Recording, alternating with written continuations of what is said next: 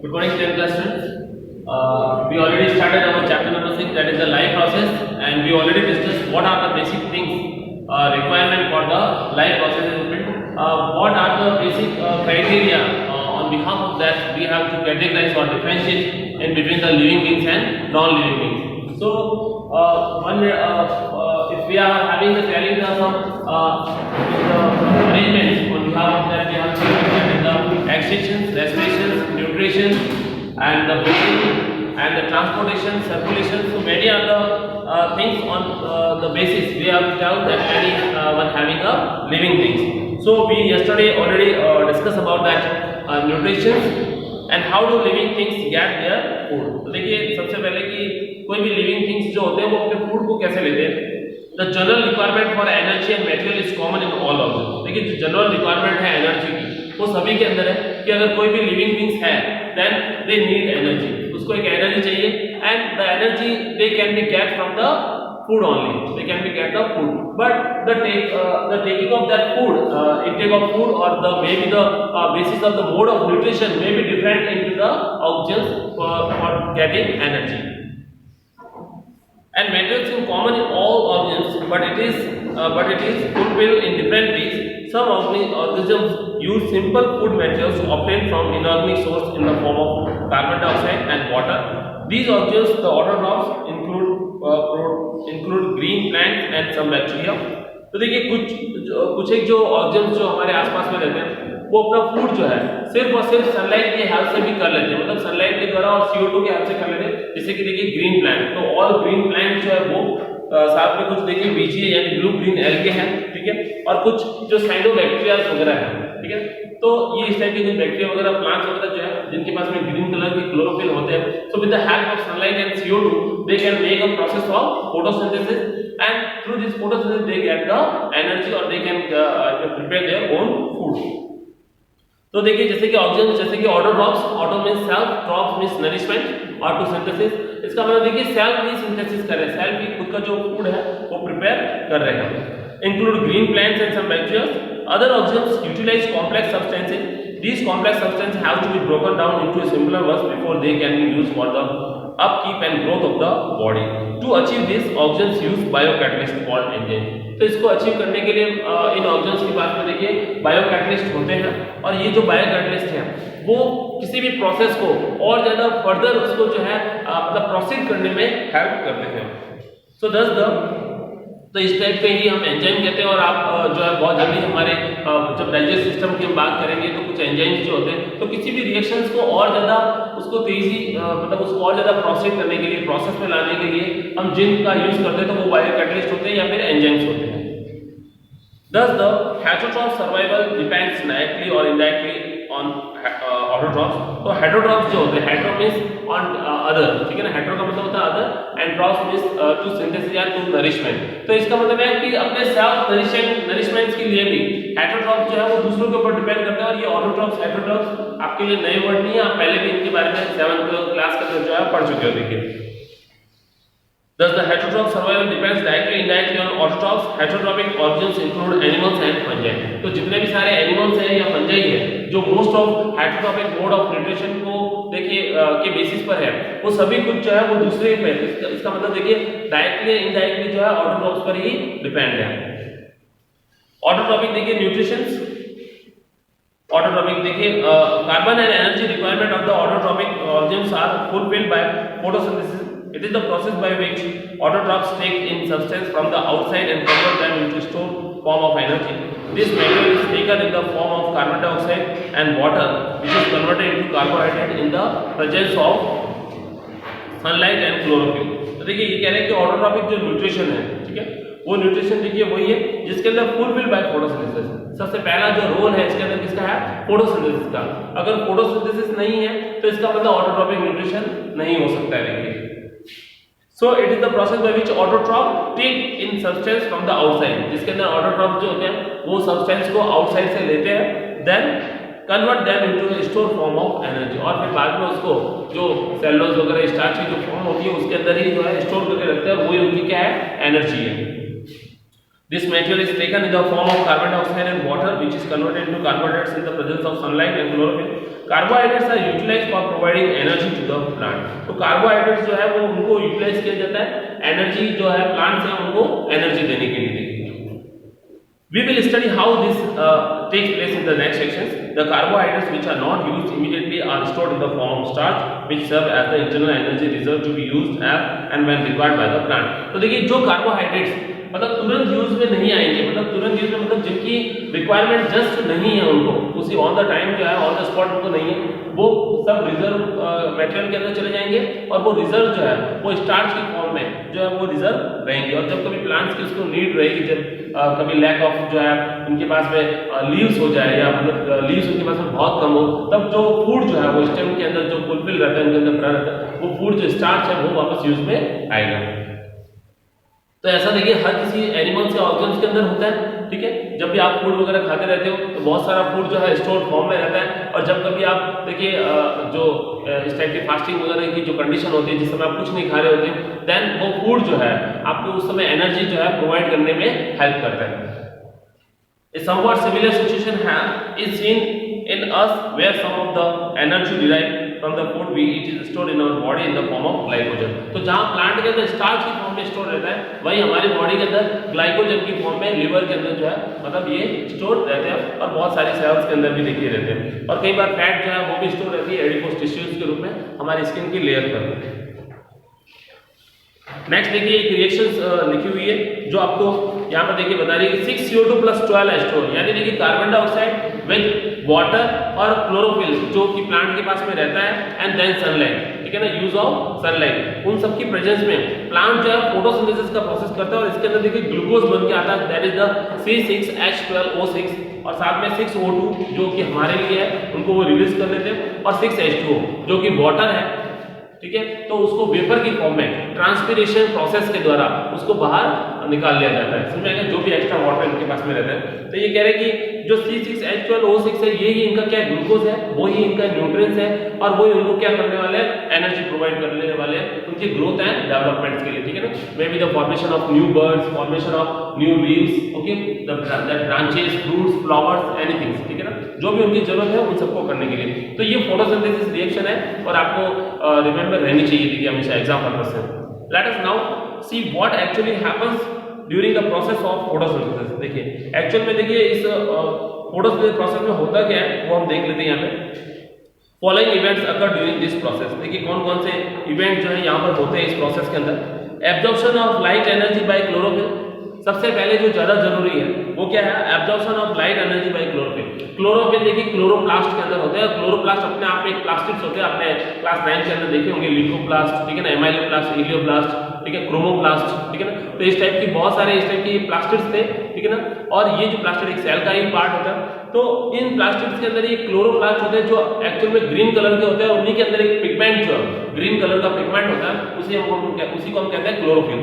तो देखिए प्लांट जो भी है जहां पर भी आपको ग्रीन कलर उनके अंदर दिखना है, चाहे स्टेम हो चाहे लीव्स हो, अगर ग्रीन कलर का शो हो रहा है इसका मतलब वहां पे क्लोरोफिल जो पिगमेंट है वो प्रेजेंट है, और जिस जगह क्लोरोफिल पिगमेंट प्रेजेंट है चाहे वो स्टेम है तो वो भी अपने आप में फोटोसिंथेसिस जो है प्रोसेस कर सकते हैं।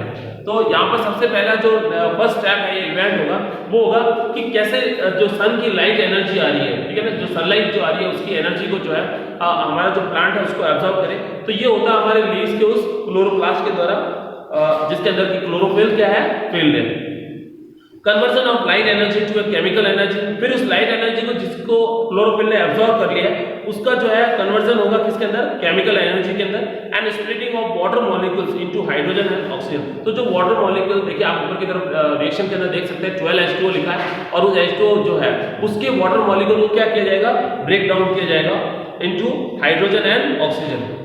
Reduction of carbon dioxide to carbohydrates, और कार्बन डाइऑक्साइड का जो रिडक्शन है उसका जो है कार्बोहाइड्रेट्स के अंदर हो जाएगा, और वही कार्बोहाइड्रेट्स हमारे पास ग्लूकोज है वहां पे, समझ आ रहा है। तो इस टाइप के ये जो 3 इवेंट्स है सबसे ज्यादा जो है मतलब कि फोटोसिंथेसिस के अंदर आपको दिखेंगे। तो these step need not take place one after the other immediately. तो ऐसा जरूरी नहीं है कि just absorption of light energy हो गई है तो उस लाइट एनर्जी का तुरंत ही केमिकल एनर्जी के अंदर कन्वर्ट कर लिया जाए, और केमिकल एनर्जी कन्वर्ट हो गई है देन H2O का जो है स्प्लिटिंग हो जाए, H और मतलब हाइड्रोजन और ऑक्सीजन तुरंत हो गए, देन जो CO2 है उसका भी क्या हो जाए, रिडक्शन हो जाए इस टाइप से, तो कार्बोहाइड्रेट्स के अंदर तुरंत, ऐसा जरूरी नहीं है कि तुरंत हो, ठीक है ना, हो सकता है कि स्टेप्स के बीच में कुछ गैप्स भी हो, ठीक है। तो कह रहे these steps need not take place one after the other immediately. For example, desert plants take up carbon dioxide at night and prepare an intermediate which is acted upon by the energy absorbed by the chlorophyll during the day. तो ये कह रहे हैं कि इस type की जो steps हैं, ठीक है ना, आपस में बहुत ज्यादा जल्दी से होते नहीं है, लेकिन for example desert plants take up carbon dioxide at night. तो जनरली देखिए प्लांट जो है कार्बन डाइऑक्साइड कब लेते हैं, डे टाइम में, कब लेते हैं, डे टाइम में, बट डेजर्ट प्लांट्स जो है वो जिन्हें हम टेरेस्ट्रियल सुकुलेंट प्लांट्स है, जीरोफिटिक प्लांट्स कहते हैं, ठीक है, तो वो मोस्टली जो है, और इनका जो मोस्टली जो वाटर वगैरह या जो भी एनर्जी वगैरह है वो सब कुछ स्टोर रहती है उनके प्लांट के स्टेम्स के अंदर, और जो इनकी लीव्स है वो स्पाइक्स वाले लीव्स होती है ताकि वाटर के जो ट्रांसपिरेशन है वो बाहर की तरफ तेजी से नहीं हो सके। तो ये कह रहे हैं कि जो डेजर्ट प्लांट है इनके अंदर नाइट के समय जो CO2 का एब्जॉर्प्शन होता है, and prepare an intermediate which is acted upon by the energy absorbed by the chlorophyll during the day। और एनर्जी का जो रिलीजमेंट है, ठीक है ना, एब्जॉर्ब है बाय द क्लोरोफिल जो है, ठीक है ना, वो किस समय होगा, डे के समय। इसका मतलब देखिए कुछ गैप है इन बिटवीन के, मतलब जो ये स्टेप्स है इनके बीच में क्या हो सकता है, गैप हो सकता है, तो जस्ट तुरंत बाद एक के बाद में एक जो है आपका स्टेप हो ऐसा जरूरी नहीं है। तो let us see how each of the components of the above reactions are necessary for photosynthesis. और वैसे भी देखिए ये अपने अंदर एक ऑप्टिमम बैलेंस करके चलते हैं, और आपको ये पता भी होगा कि डे टाइम में जब CO2 ये लेते हैं तो नाइट टाइम में जो है ये वापस अगेन जो है O2 भी लेते हैं, प्लांट्स जो भी होते हैं वो सारे O2 भी लेते हैं, बिकॉज जो इनके बीच में एक CO2 O2 का एक ऑप्टिमम मिनिमम बैलेंस जो है, ठीक है ना, जिसको ये बैलेंस करके चलते हैं उसका बैलेंस ये हमेशा रखते हैं, समझ में गया। तो रात के समय ये O2 को अपने पास में लेते हैं और वापस वही जो CO2 जो है हमारी तरफ जो हम रेस्पिरेशन के अंदर करते रहते हैं, ठीक है, उसको ये परफॉर्मेंस जो है रात को ये शो करते हैं, देखिए नाइट के समय देखिए। If you carefully observe a cross section of a leaf under the microscope as shown in figure 6.1, you will notice that the some of the cells contain a green dots, ठीक है ना, कुछ जो cell है उनके अंदर green dots जो है आपको नजर आएंगे, and these green dots are cell organelles called chloroplasts। तो ये जो ग्रीन और डॉट्स जो होते हैं इनके अंदर उनको हम क्लोरोप्लास्ट कहेंगे which contain chlorophyll, और जिन्हीं के अंदर भी क्या होता है, क्लोरोफिल होता है। Let us do an activity which demonstrate that chlorophyll is essential for photosynthesis। एक देखिए एक्टिविटी हम करते हैं जिसके अंदर हम ये देखते हैं कि कैसे जो है क्लोरोफिल एक इंपॉर्टेंट रोल प्ले करते हैं इसके अंदर, फोटोसिंथेसिस के अंदर। तो देखिए activity 6.1, take a potted plant with variegated leaves. Variegated leaves का मतलब होता है क्रोटोन लीव्स वगैरह इस टाइप की लीव्स जिसके अंदर अदर देन ग्रीन कलर भी होता है, अदर देन ग्रीन कलर भी होता है, मे बी व्हाइट हो, पर्पल हो, कुछ भी हो, बट एक ग्रीन कलर के अलावा भी होगा। और यहाँ पर देखिए हम सबसे बड़ा ये शो करना चाहते हैं कि जहां पर ग्रीन कलर है वहां पर क्लोरोफिल प्रेजेंट है, और अदर देन ग्रीन कलर वाला पोर्शन है, it means non green portion area having a lack of chlorophyll, उसके पास में क्लोरोफिल नहीं है वहां पर देखिए। So, for example, money plant है, क्रोटोन है, ठीक है। So keep the plants in a dark room for the 3 days so that all the stars get used up। तो सबसे पहले आपको प्लांट को इस टाइप से डार्क रूम एरिया के अंदर रखना है ताकि जो है, ठीक है ना, ये ठीक उसी टाइप से कि किसी भी ह्यूमन बींग्स को अगर 3 दिन के लिए अगर किसी एक डार्क रूम में बिल्कुल पैक कर लिया जाए, देन जितनी भी उसके अंदर ऑलरेडी एनर्जी थी वो ऑलरेडी यूज्ड अप हो चुकी है, उसकी डेली जो भी एक्टिविटीज होती है, ठीक है ना। देखिए रात के समय भी आप होल नाइट सोते रहते हो, बट योर एनर्जीज देखिए कंटिन्यूअसली जो है यूज्ड अप होती रहती है हमारी बॉडी के अंदर। तो बिकॉज हार्ट बीट वगैरह, सर्कुलेशन, ट्रांसपोर्टेशन सब कुछ प्रोसेस वैसे चल रहे हैं। तो 3 डेज जब हम इस प्लांट को रखेंगे तो ऑलरेडी जो स्टोर्ड फूड है इनके अंदर, ऑलरेडी जो स्टोर्ड एनर्जी है वो यूज्ड अप हो जाएगी और इनके पास में स्टार जो है वो न के बराबर रहेगा। देखिए keep the plant in sunlight for about 6 hours। अब आपको जो है रखने के बाद में all the starch get used up and now keep the plant in sunlight for about 6 hours। अब आपको 6 hours के लिए जो है अब आपको इस प्लांट को सनलाइट के अंदर रख लेना है। Plug a leaf from the plant, mark the green areas in it and press the them a sheet of paper। ठीक है, अब आपको क्या करना है, plug a leaf, अब आपको लीफ वहां से निकालनी है, ठीक है। Mark the green areas in the it, अब आपको उसके अंदर ग्रीन एरिया जो है उनको मार्क कर लेना है and trace them on a sheet of paper, और उसको एक जो है लगा लेना है एक शीट ऑफ पेपर के ऊपर। Deep the leaf in the boiling water for a few minutes, उसके बाद में बॉइलिंग वाटर के अंदर उस लीफ को कुछ समय के लिए डाल देना है।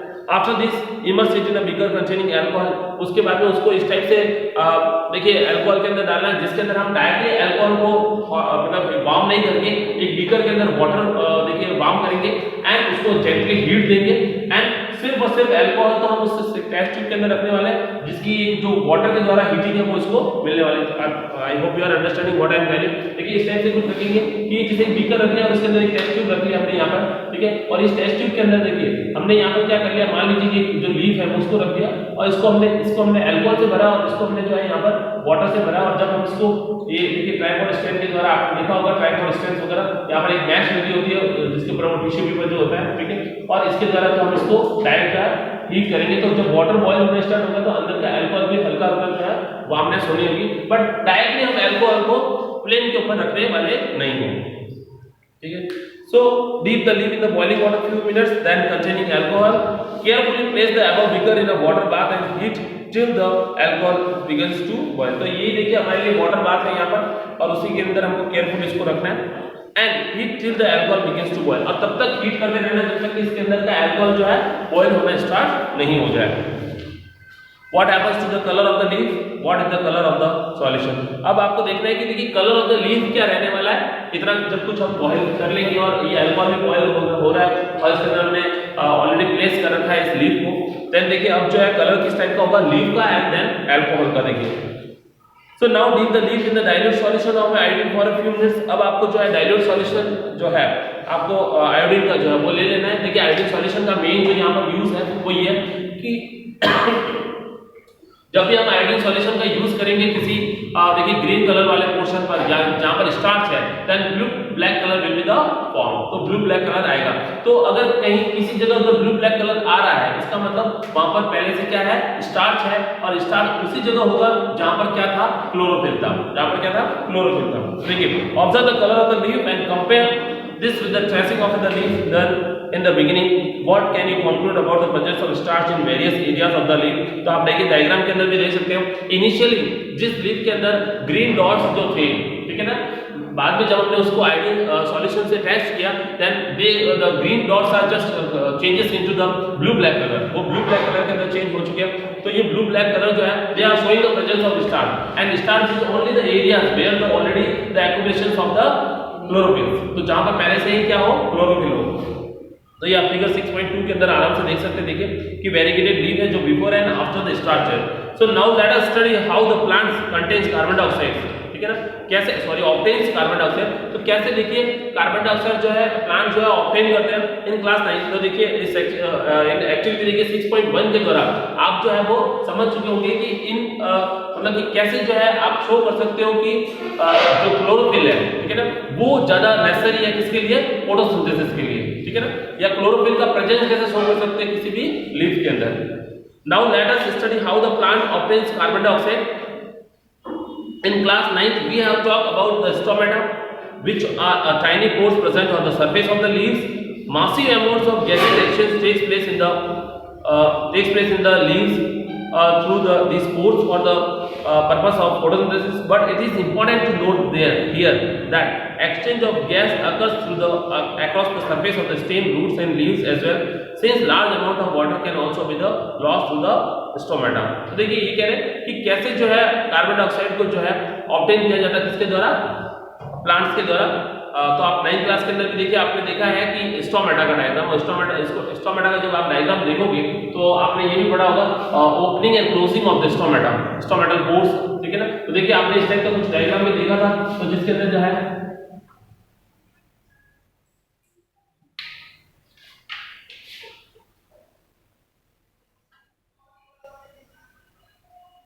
ठीक है ना, तो ये जो हमारे पास देखिए जो थी वो क्या थी, गार्ड सेल्स थी, ठीक है ना, क्या थी, गार्ड सेल्स थी।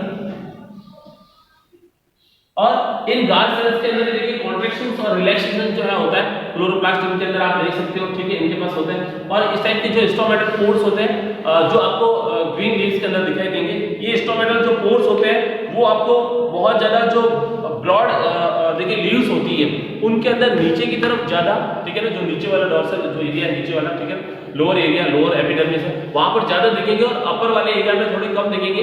जबकि कुछ जो स्लैंटिंग लीव्स होती है मतलब कि पतली सी होती है लीव्स, उनके अंदर दोनों ही तरफ लगभग सेम अमाउंट में प्रेजेंट रहते हैं, ठीक है।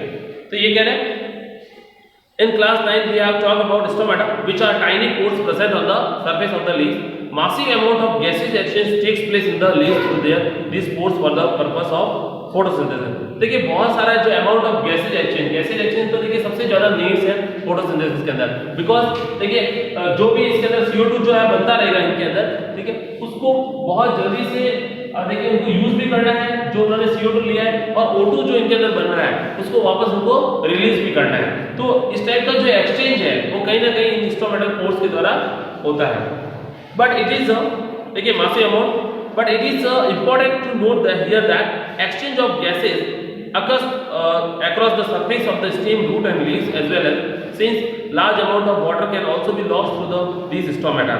तो देखिए बहुत सारा देखिए जो इस टाइप का जो एक्सचेंज ऑफ गैसेस है वो न केवल लीव्स के द्वारा बल्कि स्टेम और रूट्स के द्वारा भी होता है। इसके द्वारा स्टेम एंड रूट्स के द्वारा, and the plant closes these pores when it does not need carbon dioxide for photosynthesis।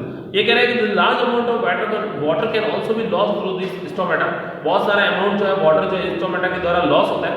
The plant closes these spores when it does not need carbon dioxide for photosynthesis. Plant जो क्या करता है इन stomatal की pores को जो है वो क्या कर लेता है, क्लोज कर लेता है, मतलब देखिए इस टाइप से बिल्कुल पूरी तरह से क्लोज कर लेता है। देन ये दोनों बिल्कुल एकदम से बिल्कुल श्रृंखल हो जाएंगे, और श्रृंखल स्टोमेटा जो है बिल्कुल भी किसी भी टाइप के एक्सचेंज को अलाउ नहीं करता है। तो यहाँ पर जो है बिल्कुल इस टाइप का अलाउ नहीं रहता है कि अगर CO2 की नीड्स नहीं है वहां पर, देन किसी भी टाइप का जो एक्सचेंज है वहां पर बिल्कुल भी नहीं होगा। The opening and closing of the pores is the function of the guard cells, ठीक है ना। गार्ड सेल्स का मेन फंक्शन यही है कि ओपनिंग एंड क्लोजिंग करना इन पोर्स को। पोर्स मींस स्टोमेटल पोर्स, ठीक है ना।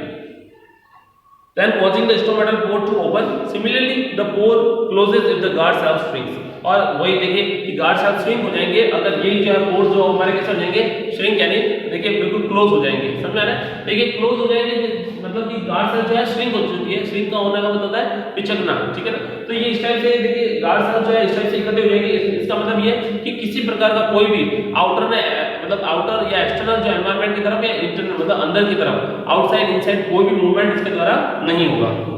नाउ देखिए एक्टिविटी 6.2 क्या है, take two healthy potted plants, ठीक है ना। दो हेल्थी पॉटेड प्लांट्स लेने which are near by the same size, और दोनों ही सेम साइज के होने चाहिए। Keep them in a dark room for 3 days, आपको उनको 3 दिन के लिए किसी डार्क रूम के अंदर रख देना है। Now place each plant on the separate glass plates, ठीक है ना। अब आपको इनको जो है प्लेस करना है प्रत्येक प्लांट को एक ग्लास प्लेट्स पर।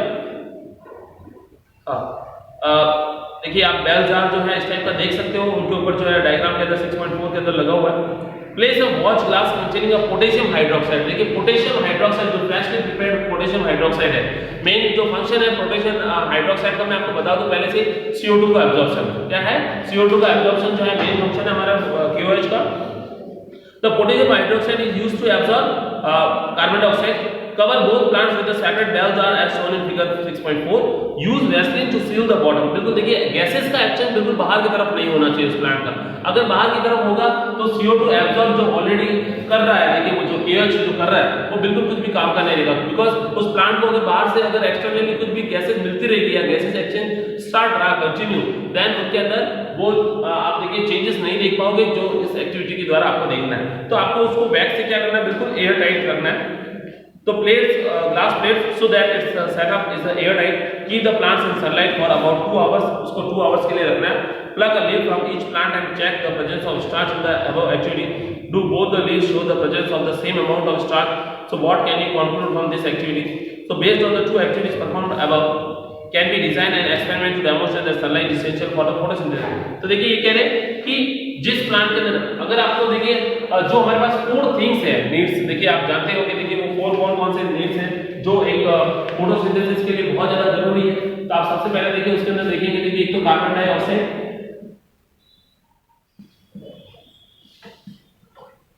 सेकंड है आपके पास में सनलाइट, फिर chlorophyll and then water. Okay, तो ये सारी चीजें जो है सबसे ज्यादा जरूरी है, और इनमें से कोई एक भी आप नहीं दे रहे। जैसे देखिए इस वाली एक्टिविटी में आप आप किसका देखिए रेस्ट्रिक्शन कर रहे हो CO2 का, बिकॉज हमने बैल जार के अंदर जो भी हमने रखा था यहाँ पर, ठीक है ना, इस जो प्लांट हमने यहाँ पे रखा था देखिए उसके अंदर पहले से हमने क्या कर दिया KOH का फ्रेशली प्रिपेयर कर लिया। इसका मतलब जो भी excess availability of the carbon dioxide यहाँ पर है वो पहले से इस KOH ने क्या कर लिया एब्जॉर्ब कर लिया। It means now there is no availability of the CO2 for the this plant. तो अब इस प्लांट के लिए जो होगा नहीं तो कहीं ना कहीं कुछ चेंजेस जो हम यहाँ पे देख रहे हैं वो होने वाले हैं, जो कि in the lack of CO2 होगा, और लैक ऑफ CO2 होगा तो आप चाहिए सनलाइट के अंदर रखिए, ये जो इसके द्वारा जो फोटोसिंथेसिस करना है, प्रोसेस करना है, वो इसके द्वारा नहीं होगा। तो इसका मतलब देखिए आप खुद देख सकते हो, अगर आप इसको कार्बन डाइऑक्साइड नहीं दोगे तो चाहे सनलाइट, क्लोरोफिल या वाटर कुछ भी हो, देखिए क्लोरोफिल ऑलरेडी है, वाटर आप दे सकते हो और सनलाइट भी दे रहे हो, बट अगर उसको कार्बन डाइऑक्साइड नहीं मिलेगी then they can not able to perform the photosynthesis, उसके अंदर फोटोसिंथेसिस परफॉर्मेंस नहीं हो पाएगी। आप इनमें से देखिए बिल्कुल सनलाइट नहीं दोगे तब भी चाहे ये तीनों दे रहे हो तब भी फोटोसिंथेसिस नहीं होगा, क्लोरोफिल नहीं होगा, ये तीनों दोगे तब भी नहीं होगा, और अगर वाटर ही नहीं दे रहे हो तो चाहे तीनों है हमारे पास फोटोसिंथेसिस नहीं होगा। It means these four things are the necessary for the performance of the या performing the photosynthesis, ठीक है ना। फोटोसिंथेसिस के लिए तीनों जो है बहुत ज्यादा जरूरी है।